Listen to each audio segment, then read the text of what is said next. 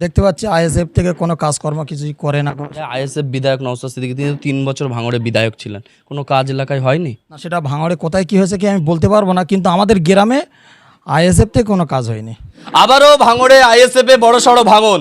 একেবারে 2 থেকে 3টি বুথ থেকে 200 থেকে 300 জন আইএসএফ কর্মী সমর্থক তারা আইএসএফ ছেড়ে তৃণমূল কংগ্রেসে যোগদান করেছেন ভাঙড়ের দুর্দান্ত প্রতাপ নেতা খয়রুল ইসলামের হাত ধরে।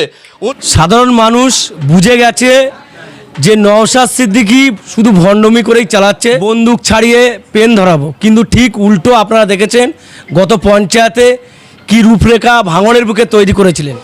সে জায়গায় আস্তে আস্তে সাধারণ মানুষ বুঝতে শিখেছেন এবং বোঝার পর ওনারা আস্তে আস্তে জয়েন করেছে।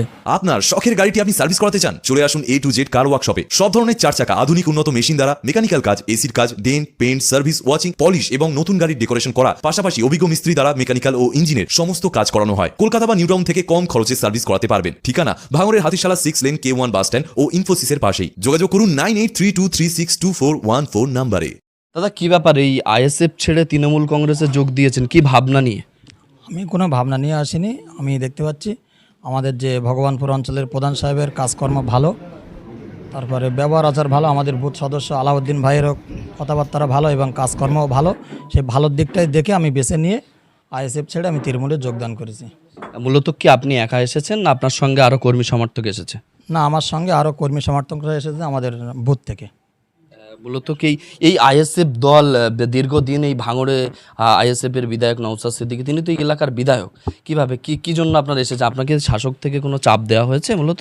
না, আমাদের কোনো চাপ দেওয়া হয় না, আমরা নিজে থেকেই এসেছি। দেখতে পাচ্ছি আইএসএফ থেকে কোনো কাজকর্ম কিছুই করে না, কারণ আমরা আমাদের যে বুথ সদস্য আলাউদ্দিন ভাই তিনি মানে বুথে খুব ভালোই কাজ করছে দেখতে পাচ্ছি, এবং অন্য বুথে 72 এবং 73 নম্বর বুথে আমি আমার গ্রামটাই বলবো, সাতুলিয়া গ্রামে কম বেশি একটা ভালো রকম উদ্যোগ নিয়ে কাজ করছে।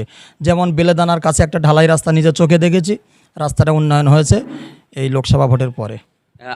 আইএসএফ বিধায়ক নওশাদ সিদ্দিকী তিনি তো 3 বছর ভাঙড়ে বিধায়ক ছিলেন, কোনো কাজ এলাকায় হয়নি? না, সেটা ভাঙড়ে কোথায় কি হয়েছে কি আমি বলতে পারবো না, কিন্তু আমাদের গ্রামে আইএসএফ থেকে কোনো কাজ হয়নি।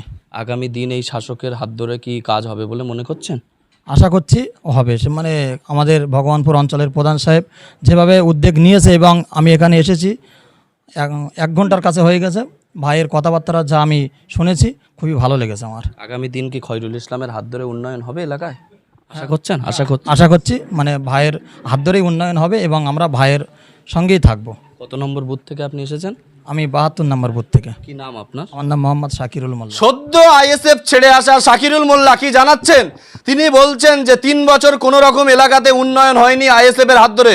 তিনি কিন্তু বলছেন পাশের বুথে উন্নয়ন হলেও 70 নম্বর 72 নম্বর বুথে কোনো রকম উন্নয়ন হয়নি, তেমনটাই কিন্তু জানাচ্ছেন। এই 72 নম্বর বুথে আগামী দিন খয়রুল ইসলামের হাত ধরে যে উন্নয়ন হবে তিনি কিন্তু আশাবাদী, এবং বলছেন যে খয়রুল ইসলাম পাশের বুথে যেমন উন্নয়ন করছেন তার পাশাপাশি এ বুথেও কিন্তু উন্নয়ন হবে, তেমনটাই আশা নিয়ে কিন্তু 2 থেকে 250 জন আইএসএফ কর্মী সমর্থক তারা কিন্তু যোগদান করেছেন তৃণমূল কংগ্রেসে।